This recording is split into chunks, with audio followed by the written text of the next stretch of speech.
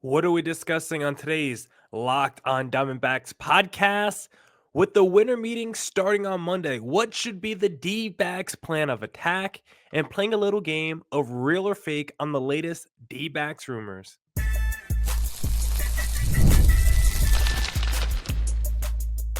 You are Locked on Diamondbacks, your daily Arizona Diamondbacks podcast, part of the Locked on Podcast Network, your team every day.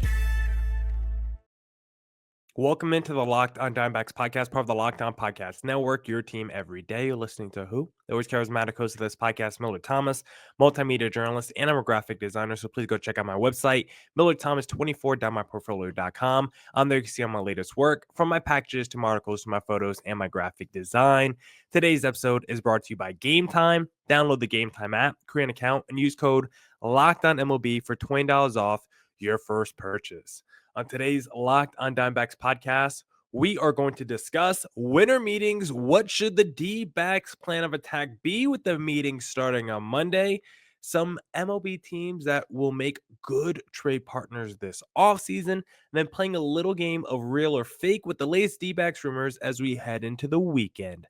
Thank you for making Locked on Diamondbacks your first listen every day. I would not be able to do this podcast without you, my loyal listeners, sharing, subscribing, reviewing, doing all that so I could do this podcast for you. Thank you. It's free. It's available on all platforms, so please continue to tell your friends. And one of those platforms is YouTube. Please hit subscribe to Locked on Diamondbacks on YouTube. Now let's get back to the Locked on Diamondbacks podcast. Sorry if you guys heard that car alarm. There's a car that keeps going out in front of my apartment. The alarm keeps going off. So hopefully that doesn't happen again during the podcast, but we will see. But with the winter meeting starting on Monday, let's talk about what the perfect D-backs plan of attack should be, because D-backs typically are a team when it comes to the winter meetings to either before, during, or after. Mike Hazen likes to be aggressive over the last few years. And that's why even this upcoming weekend before the winter meetings start, just have a couple of those Jeff Passan notifications on, maybe like a little Ken Rosenthal or Bob Nightingale, because the D-backs might still do a signing or a trade before winter meetings, because if you look at their history the last few years, that is what Mike Hazen and this front office has done. They have not been afraid to make a big splash before winter meetings even start, but they're also a team that's not afraid to make a splash during winter meetings, as we saw during the last hour of winter meetings last year. D-backs signed Erod, like one of the only big signings of the whole, winter meeting period. And so typically the winter meetings the last few years, it feels like nothing has really gone on. Growing up as a child, I felt like winter meetings were so important. I felt like it was like appointment television. Now, over the last 5 to 7 years, I don't think that's the case at all. Maybe even longer of a time frame, like the winter meetings just kind of come and go every single season, and it just not the same in terms of that excitement and getting that free agent frenzy. But I think Mike Hazen and this D-back team is one of the few teams to watch his winter meetings, because they, of course, missed out on the postseason, try and get back there. A lot of their own internal free agents are out there on the market. They have some holes to fill. This is going to be one of the most aggressive teams during the winter meetings and all of the offseason. So I think we really need to see and watch what Arizona does over the next few days before the winter meetings, and of course, once the winter meetings start on Monday. But what should be the plan of attack for the D-backs? What's like the most important move? What should the order of moves be for Mike Hazen? That is what we're going to discuss right now, because I think number one on the agenda list for Mike Hazen is figuring out what is going on with Christian Walker. That has to be priority number one entering winter meetings. What is happening with Christian Walker? Are we re-signing Christian Walker? 3 years, 60 million, whatever the deal is. I mean, after seeing some of the new salaries, I could see why guys like Christian Walker don't rush to sign a contract day one of free agency, because Frankie Montes is getting 17. Kikuchi is getting 21. Severino just got 3 years, 67. If I'm Christian Walker, I'm out there and I'm saying, give me 3 years, $150 million, right? Is Christian Walker double the player of a Frankie Montes or Luis Severino or Kikuchi? Like he might be, maybe not double, but maybe 1.5, 1.4 those guys. Like if Kikuchi's making 21, like yeah, Christian Walker entered the offseason, entered free agency with maybe a price tag around 20 million. After seeing these new pitcher deals, if I'm Christian Walker, I think the number annually now starts at 30. So we'll see if that happens. But Mike Hazen, priority number one, figure out what's going on with Christian Walker. Can you even afford Christian Walker anymore if you're the D-backs and Mike Hazen? The answer should still be yes. You should do whatever it takes to re-sign Christian Walker, even if it means overpaying him on a short-term deal. Again, I'm not pro overpaying anyone on long-term deals. But if Christian Walker's like, yeah, give me 3 years, 90 million, like sign me up for that if I'm a D-backs fan. Almost 40 home runs, over 100 RBIs, and the best defense in baseball, 800 plus OPS. Like, yes, that's a 30 million a year player. I would not be upset at all. Re-sign Christian Walker at that price tag. So priority number one, figure out if you're going to re-sign Christian Walker, what his price tag is. Figure out if he's leaving for another team during winter meetings, because Christian Walker might just very well sign with another ball club next week. We could see that news hit our ticker, which of course would just be a dagger through the heart of D-backs fans. We all love Christian Walker, but that is the reality of the situation. So whether the D-backs re-sign him, whether he signs somewhere else, or maybe Christian Walker doesn't do anything during the winter meetings, maybe he still wants to field offers and wait a little bit longer before signing with someone.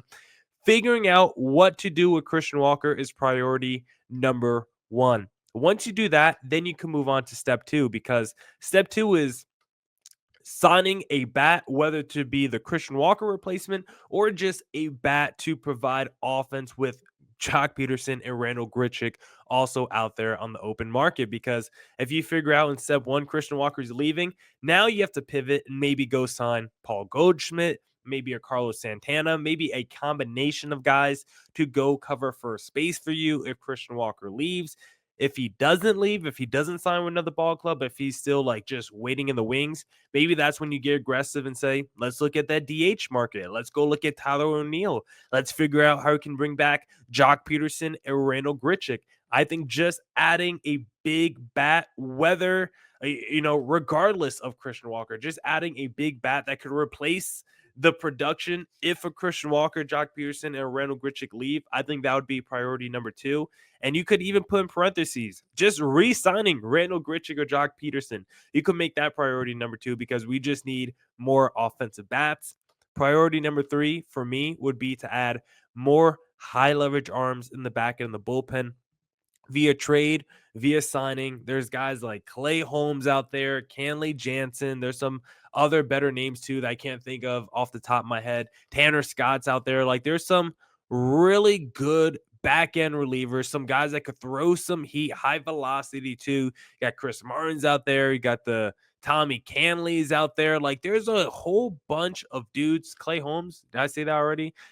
There's a whole bunch of dudes that could go out there and sign for the back end of the bullpen that could be really good as like a potential closer if you need it, a seventh inning guy, an eighth inning guy. You got Jeff Hoffman still out there. You got David Robertson still out there. Like there's so many relievers. Blake Trinian still out there. Like there's so many relievers out there that the D-backs can go sign. I would really like if the D-backs can add at least 1 to 2 arms.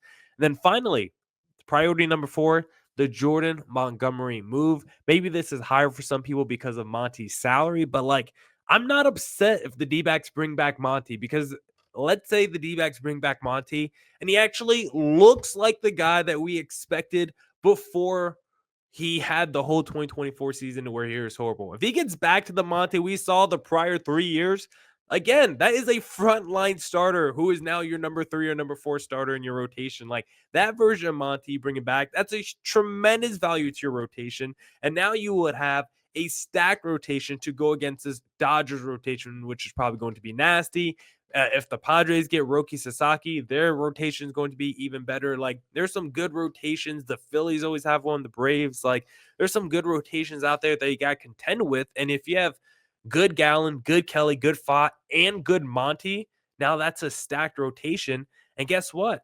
Let's say Erod is also pitching well now. Now you have a five-man rotation where you could trade maybe a Monty or Erod. Maybe Erod is struggling, and so you say, let's trade Erod and keep Monty and try to re-sign him in the offseason. Or maybe because Erod is pitching well and Monty's pitching well, maybe you can now sell Monty at an even higher value than you would do right now when you're selling him at his absolute lowest. That's why it's number 4 for me, because the idea of bringing back Monty, him being good, and then you could sell him at an even higher value in the regular season really entices me. So that is my D-backs winter meeting game plan for 2024. Now I want to discuss some MLB teams I think would make good trade partners this offseason in segment number 2.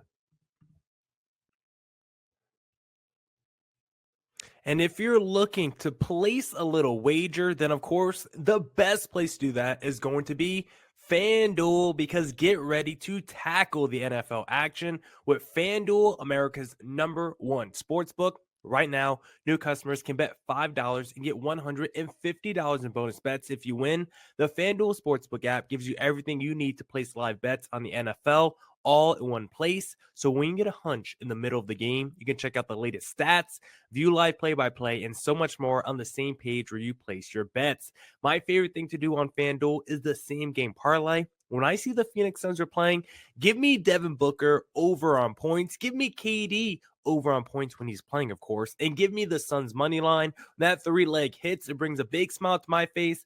If you want a big smile on your face, just visit FanDuel.com. You'll get started with the $150 in bonus bets if you win your first $5 bet. Never waste a hunch and make every moment more at FanDuel, the official sportsbook partner of the NFL. All right. Let's get back to the Locked On Diamondbacks podcast, and let's discuss teams that we should trade with this offseason. These are teams I think would make good trade partners. And now, what do I think makes the perfect MLB trade partner? These are teams that kind of probably need a little bit of a reset, a little bit of a retool. These are teams that maybe thought they were contending at one point. These are kind of teams that are like a year removed, thinking that they were contenders, or at least teams that were like vying for playoff spots, but are now like in positions where it's like, maybe we should actually rebuild instead of like trying to add to this roster that we currently have. Maybe we should try to trade and sell off some pieces and try to reshape this thing. I think that's where these 3 franchises that I'm going to talk about as potential trade partners are, because all these 3 teams have guys that are really talented and good, but I think are better suited for situations that are conducive for winning right now. And the first team that I want to discuss that fits this mode is the Miami Marlins, who, again, back in 2023, they made the postseason. Then they were like, let's get rid of maybe the executive of the year in Kim and let's just move on. And then what happened after that? You won 62 games and had one of your worst seasons of the last few years, which is crazy to say, but outside of 2019, this was the lowest Marlins win total since 2013, and this has been a team always mired in mediocrity, and just like this team has only made the postseason twice since 2003, the year that they won the World Series. It was 2020, the COVID shortened season, and then it was 2023, just last year. And what did they do? They fired their GM, who was fantastic, built a really good playoff team, and then this past year, just a complete disaster. We already saw them trading off some pieces at this past year's deadline. Dbacks are, of course, the beneficiary, getting AJ Puck and Josh Bell. We saw them trade off guys like Jazz Chisholm. I think they got rid of Brian De La Cruz, right? Didn't they? And so there's still some more pieces that this team could get rid of and trade off that other teams would be super interested in. We know the D-backs are a team that has a little bit of a hole at that DH spot right now, and also a little bit of that corner infield. There is a player on the Marlins I think could help out both the first base and help out a little bit with that offensive profile as well that the D-backs might be missing from the Christian Walkers and the Jock Petersons. How about a little Jake Burger? I think he's a really enticing guy. Did play, I think, 69 games at first base this past season.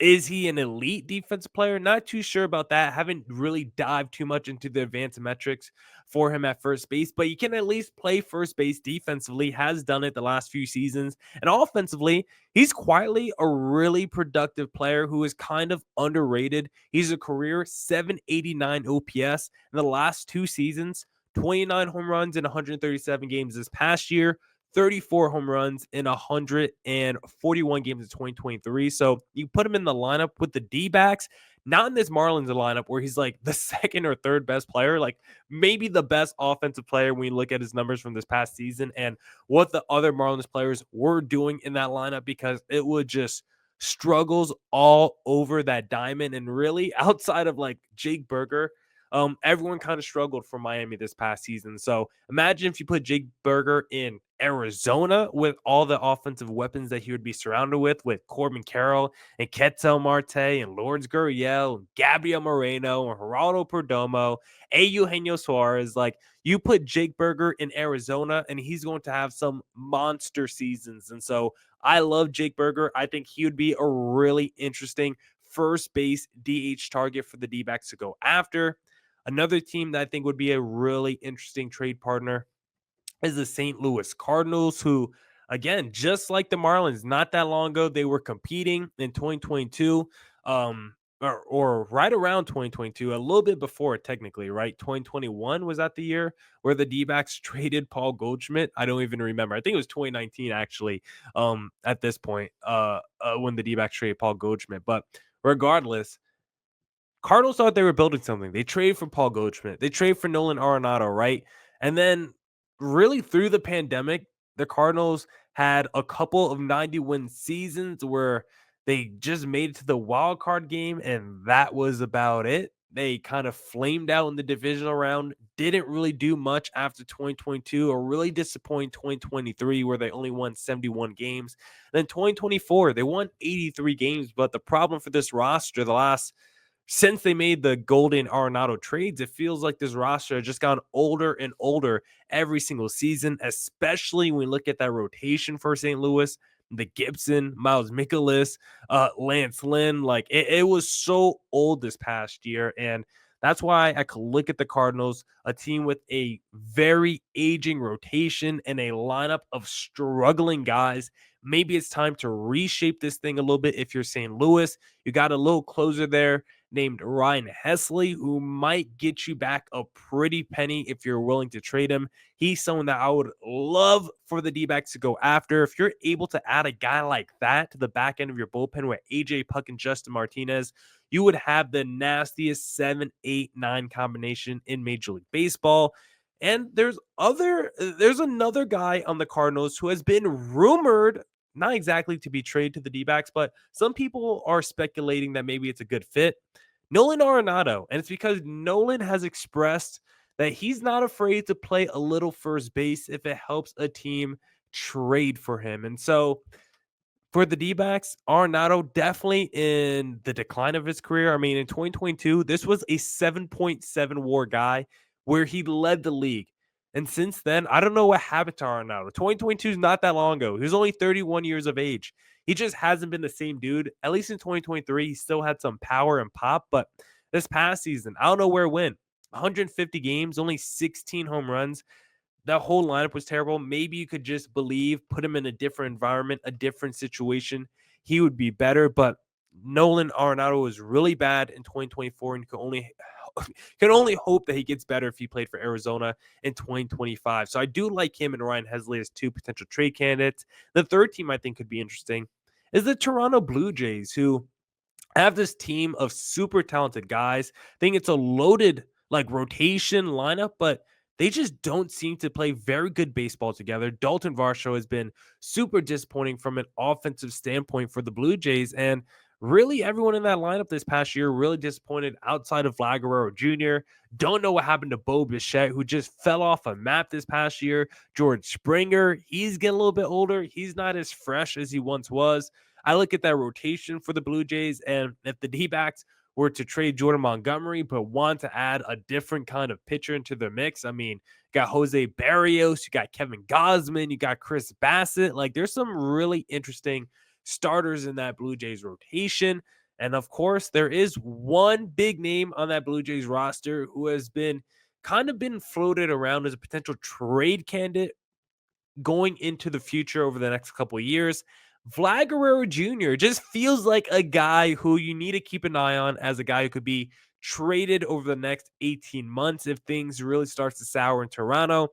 Uh, I don't know if the D-backs are the team to do it because they're never the team to pull off a trade like that where you have to trade your entire farm system to get a player of Vlad Guerrero Jr.'s caliber. But if you're like, man, Christian Walker's gone, let's make a massive superstar splash play, Vlad Guerrero Jr. would be the guy to do it with. Now we are going to discuss real or fake with the latest D-backs rumors as we enter this weekend in segment number 3.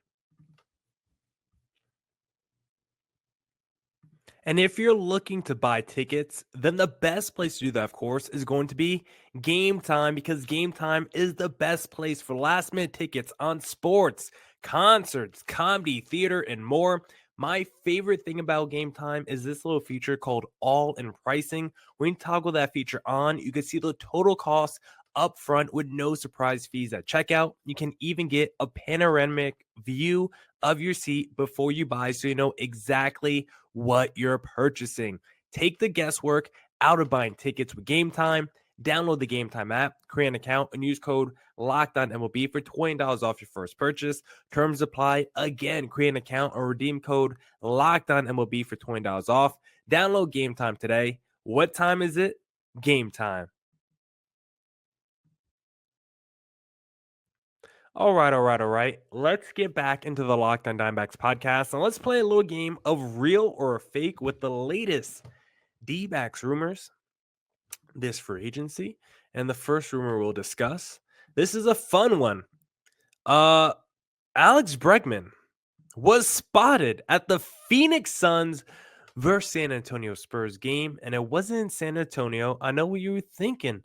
Alex Bregman, Houston guy, must have been in the game in San Antonio. No, he was at the game here in Arizona. And so, does that mean Alex Bregman, has he been talking to Mike Hazen? Has he been exploring Chase Field? Has he been hanging out with the players? Is Bregman even a good fit for Arizona? No. That is why this rumor, I am saying fake. He was just soaking in the game with his son. Bregman is also a guy that I don't even want. If the D-backs signed Alex Bregman, it better be for like a 4-year deal or something like that, because every reported fake contract for Alex Bregman is like 6-7 years, or he's making like 30 million annually. And I just repeatedly say on this podcast, I think Bregman is going to be one of the most overpaid players this free agency and get one of those contracts where after the second year, you're like, man, we got to pay this guy how much more money for how many more years? I mean, just ask San Diego Padres fans about Xander Bogaerts. Maybe Bregman is better than Bogaerts when, at this point of their careers, when Bregman signs with his new team versus when Bogaerts signed with the San Diego Padres. But Bogaerts was coming off a pretty good season with the Boston Red Sox. And now you're like, how did the Padres ever think that was a good deal? I think Bregman coming off a good season with the Astros, but a season I think closer to the last season that Bogaerts had than the 2019 MVP season that Bregman, is accustomed to back in the day. Because just look at Bogaerts' numbers his final year in Boston. 307 average, 833 OPS. Now, he only had 15 home runs at 150 games, but his baseball reference WAR was still a 5.9. You look at Alex Bregman this past year, a 768 OPS, lower than Bogaerts, a 260 average, lower. Yes, he has more home runs, 26, but his baseball reference WAR is only 4.1. So Bogaerts had like a 1.5 WAR higher than Bregman. And you're going to tell me Bregman is going to get the same money, if not more, than Bogaerts, despite the numbers already telling you he's less of a player than Xander Bogaerts? That's why I'm like, buyer beware on Alex Bregman. I just don't think that's going to work out for his new team. Next up, this was a crazy one. D-backs and Red Sox, are they apparently going to make a trade where the D-backs just get absolutely fleeced? Because there's been some fun trades being thrown around on the Twitterverse and the internet sphere. that uses the D-backs and Boston Red Sox, and it basically just involves the Boston Red Sox fleecing and just stealing whatever they want from the Arizona Diamondbacks, because there's rumors that, not rumors, but there's ideas and articles written about how the Red Sox should just go out there and trade for Zach Gallen, or maybe should trade for both Zach Gallen and Ketel Marte. Just absolutely insane ideas being thrown out there right now. That is a no-go. I do think it's possible the D-backs get ahead early of the Zach Gallen curve and maybe trade him if next year goes horribly, considering he will be a pending free agent at the end of 2025. But if you're telling me this offseason the D-backs are just straight up going to trade their two best players, the Boston Red Sox, a year after winning 89 games and leading the league in runs scored and just missing out on the postseason, you think they're going to blow up their roster now and get rid of their best guys? That is not happening, partner. So terrible, terrible idea by whoever threw that out. I didn't even want to give credence to the name because the trade was so bad. How about this one? Astros interested in Christian Walker, as they should be. Christian Walker would be a fantastic addition to the Astros. Of course, the Astros a few seasons ago tried to add a free agent first baseman in the name of Jose Abreu. And at the time, I thought it was the rich getting richer. It felt like the Warriors adding DeMarcus Cousins. You guys remember that? I think Javi and I talked about that on the podcast yesterday. And when the Warriors added DeMarcus Cousins, we were like, oh my God, they now have a 5-man all-star unit. And little do we know, Cousins was kind of washed, kind of cooked at that point of his career. And it really didn't matter or amount to anything for the Golden State Warriors. Same with Jose Abreu. I loved him when he was with the White Sox. He was coming off that 2022 season with Chicago, 157 games, a 304 average, 824 OPS. The power wasn't there anymore in terms of the home runs, but he was still an incredible hitter. And then went to Houston and was absolutely horrendous, and I do not know why. Christian Walker won't be that bad at all for the Houston Astros. He will look like an all-star. So I can see why Houston would be interested in him, and I think that rumor is absolutely real. Then the final one to discuss is Tanner Scott to the D-backs. David Schoenfield predicts Tanner Scott to sign with Arizona. The issue is it looks like a pretty expensive contract, and that's why I don't believe this rumor. I don't think the D-backs are going to spend $18 to $20 million on a closer. Yes, they would love a guy like Tanner Scott, but considering he might be the most expensive closer on the market, we only sign guys like Mark Melancon from the San Diego Padres, not guys like Tanner Scott who are actually good in their prime and can throw heat. We would much rather have a Mark Melancon type. So I do not believe the D-backs are going to pay up and pony the money to get Tanner Scott, whatever amount of money that would be. Now, that's it for this edition of the Locked On Diamondbacks podcast. Come back tomorrow for more Diamondbacks news coverage. And not tomorrow, come back next week for more Diamondbacks news coverage and insight. And as always, stay safe, stay healthy. Dose.